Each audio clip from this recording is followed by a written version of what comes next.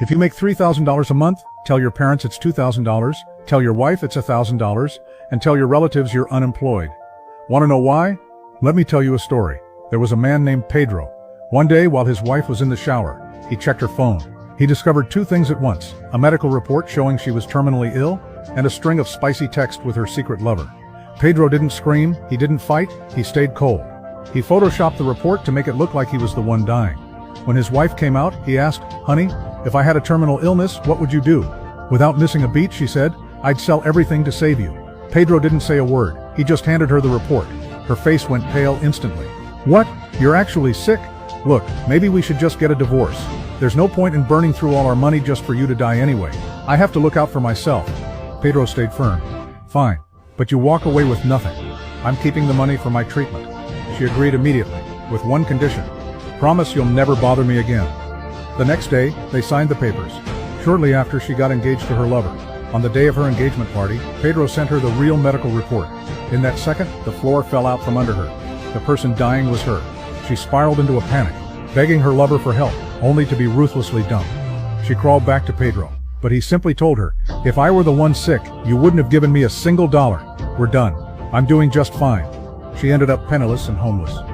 After that relationship, Pedro landed a job at a major corporation. His co-workers were constantly talking trash behind his back. Pedro recorded their conversations and sent the audio to the loudest hater in the group.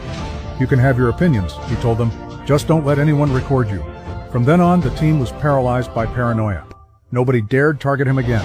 Later, Pedro was at lunch with his boss and some senior staff. The boss asked, "Pizza or sandwiches?"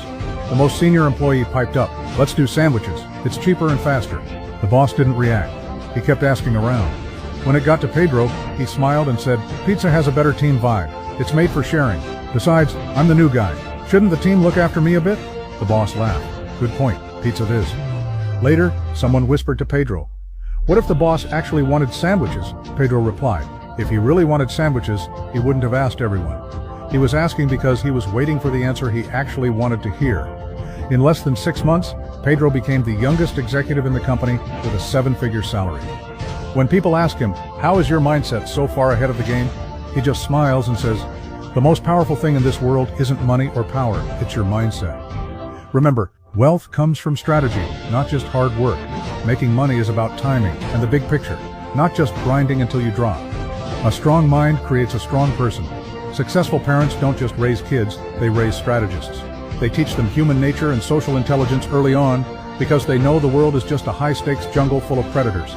If you only focus on putting food on the table and let your mind go stagnant, that neglect